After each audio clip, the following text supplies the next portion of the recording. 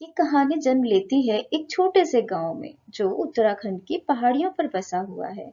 उस गांव में अक्टूबर की ठंड में एक अजनबी आता है जिसकी उम्र लगभग 30 से 35 साल की होगी। वो वहां पर रुकने के लिए एक होटल ढूंढ रहा है पर उसे कोई भी होटल नहीं मिलता। वह एक घर का दरवाजा खटखटाता है। वहां से एक खूबसूरत सी लड़की नेहा दरवाजा खोलती है। वह एक होटल के बारे में पूछता है। नेहा अपनी माँ को बुलाती है। उसकी माँ ने कहा, यहाँ आपको कोई भी होटल नहीं मिलेगा, पर हाँ, पास में शर्मा जी का घर है, शायद आपको एक कमरा दे सकते हैं। वो लोगों को रुकने के लिए अपना कमरा देते हैं और उसे वो शर्मा जी के घर ले जाती है। अजनबी रात में वहीं रुकता है। अगली सुबह वहां पर घूमने निकलता है। वो गांव बहुत ही खूबसूरत था। वहां के लोग एक दूसरे को अच्छी तरह जानते थे। उस छोटे से गांव में एक प्राचीन मंदिर और एक सनसेट पॉइंट था जिसे देखने लोग आते थे, पर कोई भी यहाँ रुकता नहीं था। वो अजनबी जिसका नाम था सिकंदर सुबह से घूमने निकल गया।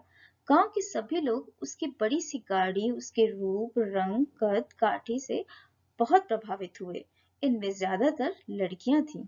4 दिनों में ही सिकंदर वहां के लोगों से ऐसे घुल मिल गया जैसे वो उस गांव का ही हिस्सा हो। कुछ समय बिताने के बाद वह अपने शहर लौट गया।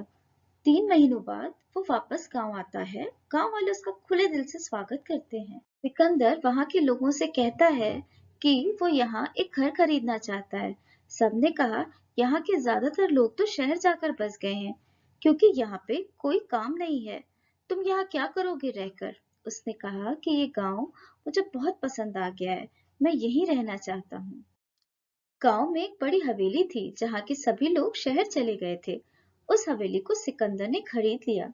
सिकंदर ने सबको बताया कि वह वहां पर एक दुकान खोलना चाहता है। कुछ लोगों ने कहा, ये तो बहुत अच्छी बात है, यहाँ पर कोई भी दुकान नहीं है, छोटी मोटी जरूरतों के लिए भी हमें शहर जाना पड़ता है। तो बहुत लोगों ने विरोध भी किया, पर सिकंदर ने सबको समझा लिया और उनकी बनाई हुई चीजों को बेचकर उन्हें भी कमाने का मौका देने का वादा किया। नेहा ने ग्रेजुएशन कर लिया था और उसने अभी कहीं एडमिशन नहीं लिया था, इसलिए वो इस समय सिकंदर की दुकान में जॉब करने लगी। नेहा एक बातूनी, खुश मिजाज, जिंदा दिल, बहुत ही समझदार लड़की थी। उसी के गांव का एक लड़का निहाल, जिससे वो प्यार करती थी, दोनों अगले साल शादी करने वाले थे। धीरे धीरे सिकंदर की दुकान चल पड़ी। अब तो वहां की ऑर्गेनिक चीजें लेने शहर के लोग भी आने लगे। नेहा सारा दिन सिकंदर के साथ काम करते करते उसके आकर्षक व्यक्तित्व से प्रभावित होने लगी थी। वो उसका ख्याल भी रखता था, कभी कोई गलती होने पर प्यार से समझाता था। वहीं निहाल ज्यादा समय अपने में ही व्यस्त रहता था और छुट्टी के दिन भी क्रिकेट मैच खेलने में बिता देता था। कभी कभी तो कुछ दिनों वो लौटता भी नहीं था। नेहा को निहाल के साथ बिताने के लिए समय कम ही मिलता था। एक दिन एक लड़का सिकंदर की दुकान पर आता है और नेहा से कहता है कि वो सिकंदर से मिलना चाहता है। नेहा अपने बातूनी स्वभाव के कारण उससे बातें करने लगती है और उसका नाम पूछती है। वो अपना नाम बताने में कुछ समय लेता है और खुद को रोहन बताता है। सिकंदर वहां आता है और बोलता है, राज अंदर चलो, तुम्हारा स्पेशल ऑर्डर अंदर रखा है। नेहा को कुछ अजीब सा लगता है कि उसने अपना नाम गलत क्यों बताया, पर वो अपने काम में व्यस्त हो जाती है। कुछ देर बाद वो लड़का एक बैग के साथ दुकान से चला जाता है। नेहा को पिक्चर देखने का बहुत शौक था। एक दिन सिकंदर नेहा से कहता है, चलो आज दुकान से छुट्टी करते हैं और शहर पिक्चर देखने चलते हैं। नेहा को सिकंदर से ऐसा कुछ कहेगा की उम्मीद नहीं थी। नेहा का मन तो था, पर निहाल क्या कहेगा ये सोचने लगती है, पर सिकंदर को मना भी नहीं कर पाती। दोनों मूवी देखकर शाम तक वापस आ जाते हैं। नेहा का वो दिन बहुत ही खूबसूरत बीतता। वो यही सब तो चाहती थी निहाल से, पर उसे निहाल का साथ कब मिलता था। कुछ तो था जो नेहा को सिकंदर की तरफ खींच रहा था। एक दिन उसकी दुकान पर बड़ी गाड़ी में बहुत ही खूबसूरत लड़की आती है। उसने नेहा से बोला कि उसको सिकंदर से मिलना है, क्या वो अंदर है? नेहा ने कहा, आपको क्या चाहिए, मैं आपको दे देती हूँ। तभी सिकंदर वहां आता है और कहता है, इनका स्पेशल ऑर्डर है, इन्हें अंदर भेज दो और किसी को अंदर नहीं आने देना। तकरीबन 1 घंटे बाद वो लड़की वहां से चली जाती है। उसके हाथ में एक पर्स होता है। ये देखकर नेहा के मन में कई सवाल उठते हैं। आज तो नेहा ने सिकंदर से पूछ ही लिया, ये कौन सा स्पेशल ऑर्डर है जिसे लेने ये लोग यहाँ आते हैं? आपने तो मुझे कभी नहीं दिखाया, आप इन्हें क्या बेचते हैं? सिकंदर कहता है, वक्त आने पर मैं तुम्हें खुद ही सब कुछ बता दूंगा, पर मेरे लिए तुम तब तक किसी से कुछ भी मत कहना। नेहा मान जाती है, क्योंकि ये अजनबी अब उसे बिल्कुल अपना सा लगने लगा था और उस पर विश्वास करती थी। सिकंदर उस गांव के सभी उत्सवों में शामिल होने लगा था और पैसों से काफी सहयोग भी करता था। एक शाम निहाल नेहा से मिलने दुकान पर आता है। निहाल नेहा से कहता है, वो मैच खेलने के लिए 2 दिनों के लिए दिल्ली जा रहा है, तो इस वीकेंड पर वो उससे नहीं मिल पाएगा। सिकंदर उन दोनों की सारी बातें सुन लेता है और दूसरे ही दिन नेहा से कहता है कि चलो कल हम 2 दिनों के लिए शहर चलते हैं।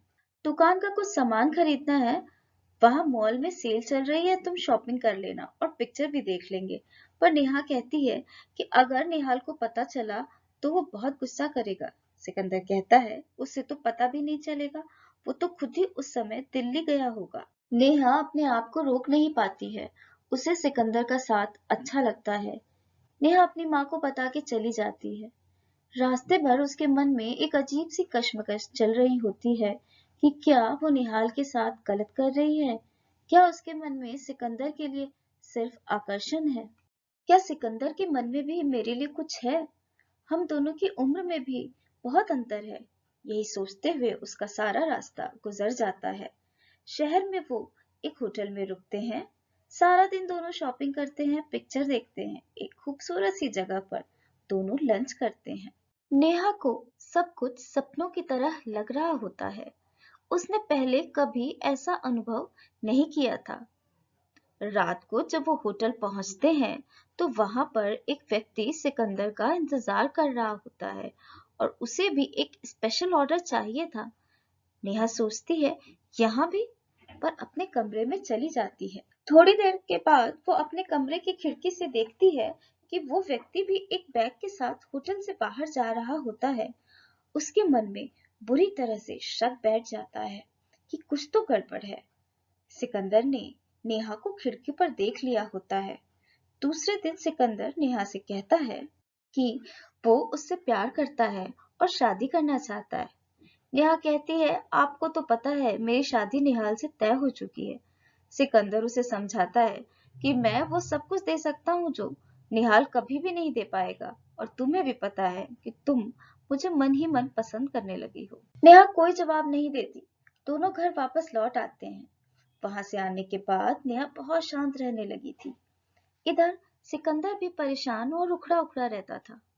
कुछ दिनों से न्यूज पर ड्रग्स से जुड़ी खबरें आने लगी थी। कैसे आजकल ये लोग आज की पीढ़ी को नशे का शिकार बना रहे हैं। सिकंदर नेहा से एक दिन कहता है कि अगर तुम शादी के लिए हाँ नहीं कहोगी तो मैं सब कुछ छोड़कर चला जाऊंगा। अपने जाने की तैयारियां भी कर रहा होता है। उसी दिन शाम को नेहा न्यूज़पेपर में देखती है 3 लोगों की फोटो आई है जो ड्रग्स के मामले में पकड़े गए हैं। ये तीनों लोग वही थे जो सिकंदर से अपना स्पेशल ऑर्डर लेने आए थे। नेहा सिकंदर से कहती है कि अब मैं समझ गई हूँ कि तुम्हारा स्पेशल ऑर्डर क्या है। अब मैं ये सब को बता दूंगी कि तुम क्या काम करते हो। सिकंदर कहता है, तुम मेरे साथ 2 दिन के लिए होटल में थी। अगर तुम यह चाहती हो कि ये राज निहाल के लिए राज ही रहे तो तुम्हें अपना मुंह बंद रखना होगा। नेहा बहुत डर जाती है। उसे लगता है कि अगर निहाल सब कुछ जान जाएगा तो उससे कभी शादी नहीं करेगा। वो सिकंदर से कहती है, ठीक है, मैं किसी से कुछ नहीं कहूंगी। घर लौटते समय नेहा काफी हिम्मत जुटाकर निहाल से मिलती है और सारी बात बताती है। निहाल उसकी सारी बात सुनता है और समझता है कैसे सिकंदर ने नेहा के सीधेपन का फायदा उठाया और उसे अपनी जाल में फंसाया। हम सीधे साधे गांव वालों का फायदा उठाकर उसकी आड़ में इतना खराब काम कर रहा है। निहाल सारी जानकारी एनसीबी को देता है और सिकंदर गांव छोड़ने से पहले पकड़ा जाता है। किसी भी गांव वाले को यकीन नहीं हो रहा था कि सिकंदर ऐसा काम करता था। आज बहुत दिनों के बाद उस गांव से घनघोर काले बादल छंट गए थे और धूप निकल आई थी। वो गांव फिर से बहुत खूबसूरत लग रहा था। ये कहानी हमें समझाती है कि सीधे और भोले लोगों का फायदा नहीं उठाना चाहिए।